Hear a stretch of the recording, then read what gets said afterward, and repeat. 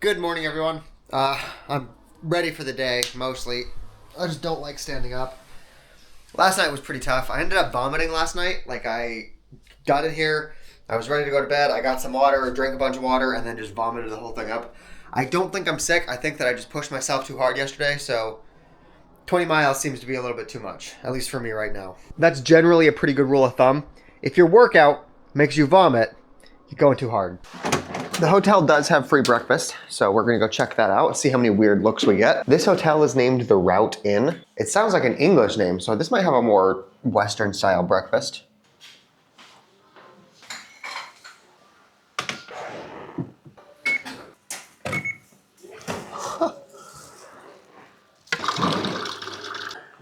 They have a little rice vending machine. How cool is that? They had some stuff that I didn't recognize, like fish and like curry and stuff like that. But they have bacon. They have this little thing. I'm not sure what this is. Is this an egg? It's like an egg stuffed with meat. They have little circular hash browns. Wait, that's not a hash brown. What is that? I don't know how to describe it. It's like a mini pancake. This is like eggs mixed with syrup. Let's go pack up and hit the road.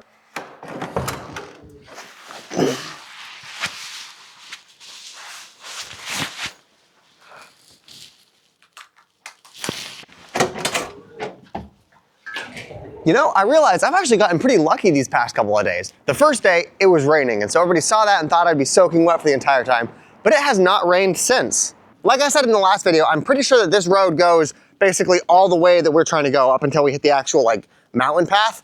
So this scenery is what we're gonna get for the next while.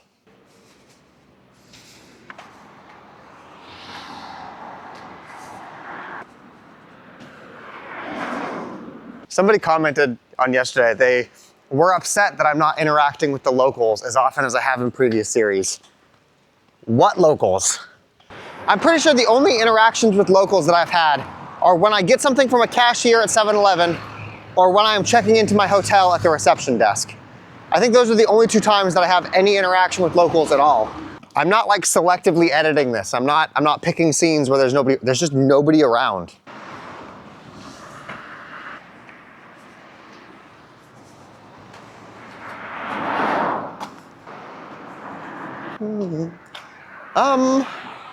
Yeah, you know what? I could go for a Monster. Oh, they are out of Monster. Do we want to try something new or just go with something like water? I'm pretty sure all of this stuff has sugar in it. I'll wait for another vending machine. And when I say wait for another vending machine, I mean walk next door. Oh, laundromat. Okay, we'll go to another one. Diet sodas are not that common. Hey, this one has Monster. If I'm not able to get a sugar-free drink, I will settle for an energy drink. This costs like $1.40. This would be $3 in America. The city we are in right now is called Kumagaya. Okay, check this out. So this is an intersection here, and they don't have any crosswalks. They have bike paths. They don't have any crosswalks. They built a 4-corner upper walkway here.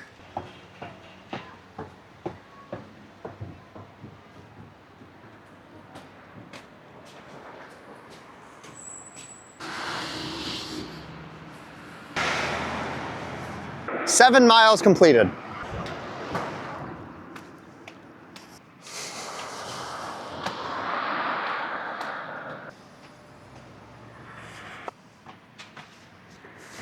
Ten miles completed. This weather is actually great. It's cloudy, so the sun's not burning me. It's not too hot, it's not too humid, and it's not raining, so I'm not soaking. This is ideal. 1 mile left to go. Are you guys seeing that? Okay. You guys seeing that right there? I accidentally cracked my screen protector, and you can see that the cracks are showing in the lens. I'm gonna have to replace that. The town we are in right now is called Fukuya. Another thing I'm noticing, I have not seen a skyscraper or a tall building in quite a while. Up until this point, I've given you guys lots of maps zoomed in showing where we've actually walked, but I want to zoom out and I want to give you guys more context for where the route is actually taking us. The last city-like place that we're going to be in is a town called Nakasaki. Then we enter a mountain pass right here. That'll probably take a day or two until we enter a town called Harazuwa. Then we've got probably 3 or 4 days in the mountains up until we get to a place called Nagano. Then over here, it looks like we've got maybe 5 or 6 days before we go to Nagoya. We go up around that city and then we enter Kyoto. Just looking at that map, we probably have another 25 or 30 days of walking left. We almost certainly will not be able to go as fast as we're going right now once we hit the mountains. Like right now, this is all completely level, flat, paved surfaces. Once we get to the mountains, I imagine we'll be lucky to break 10 miles a day. Holy motherfuck, that is a Denny's. There is a Denny's in Japan. We are trying Japanese Dennys. Oh my God, fucking Denny's. I was planning on going to some like ramen place and getting some like traditional, no, Denny's. We'll do that after we put our bags down. Our hotel is just like right over the corner over there. There's a fucking Denny's. Some of you guys might appreciate this. This is a train station. They put their bikes here. Okay, so they have basic locks. Yeah, so they've got like the lock that goes around the wheel, but, oh yeah, some of them, they're not even locked. They just put their thing here. Like they did not actually lock this. They're not worried about people stealing their bikes. They just leave them here. They go on their train, they come back. Very trusting. Here we go, 14 miles, done. We just walked 14 miles without stopping. 5 straight hours without a break. We didn't stop for lunch, we didn't stop on any benches. 5 straight hours, completely raw dogged. That is impressive because you'll remember 5 days ago, we went the same distance. I had to stop multiple times, we had to stop for lunch. We just completely owned that path. That means that I am conditioning myself very quickly. Like I'm a little bit sore, I'm a little bit tired, but I could probably keep going for another couple miles without a problem. I am genuinely surprised how quickly my fitness is improving. Hello, I have a reservation. This was $41 a night, which is surprising given how crazy fancy this place looks. I am so impressed. 14 miles without stopping. That's great for me, but it means that basically this entire video is gonna be like 2 minutes long because it's just like a couple clips of me walking. Like I need to have more problems. I need to like break a foot every day or something so you guys have content. Like me just demolishing my goals does not make good videos. We will go to Denny's in a second, but my clothes are soaking wet. Yes, it hasn't rained, but it's still pretty humid outside. We're pumping out a lot of heat. My clothes are drenched. Shut up, motherfucker. This thing never shuts yet. Save and finish, done. I'm not sure if this is gross or not, but you can see the sweat lines for where my bag was, because it's got like the padded shoulder, so it absorbs sweat more, it can't evaporate. You can see like the lines. Not sure if I mentioned this yet, but they use the same plugs that we do in America, so you don't need to bring a special adapter if you're coming here.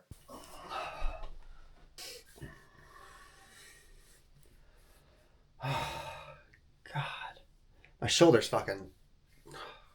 Okay, there we go. We have dry clothes. Let's go investigate Japanese Dennys.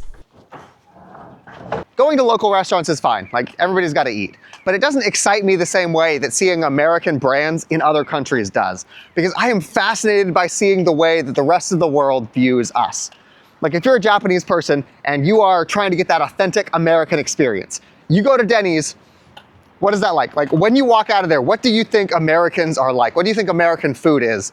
And then I just subtly judge them by how accurate they represent what it is like in America. McDonald's is honestly pretty good about staying consistent. If you go to a McDonald's in America, you'll get a relatively similar experience to all of the other ones that I've been in. La pista resistance.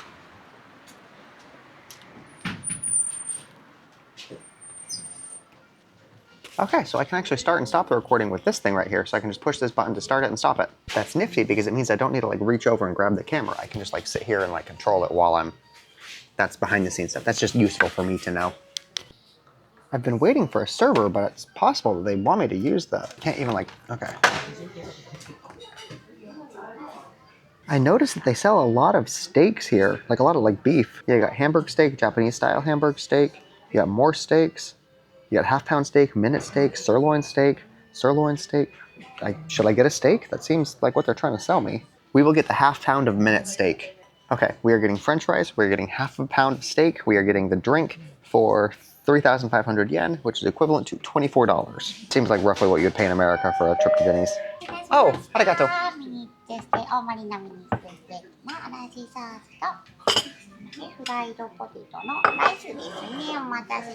Arigato gozaimasu.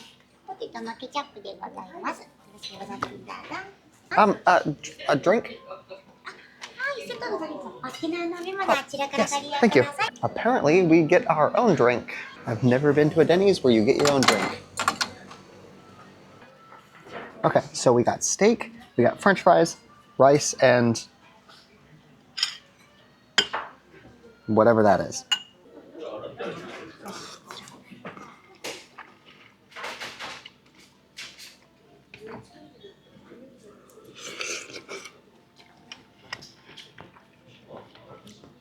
It's still hot.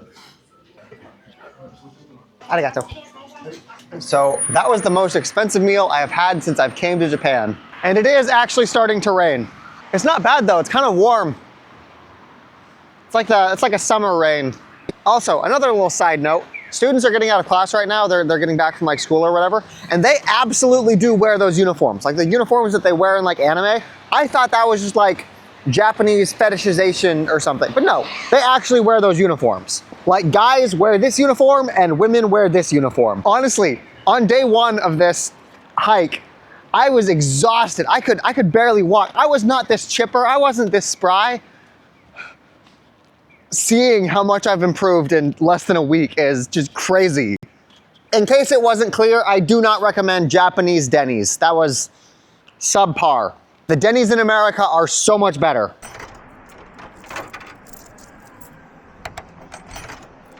Coke Zero is not really a thing over here, so I've been drinking a lot of tea. Okay, I will catch you guys tomorrow. We should only have like 1 or 2 more days in the metropolitan area before we hit the mountain pass.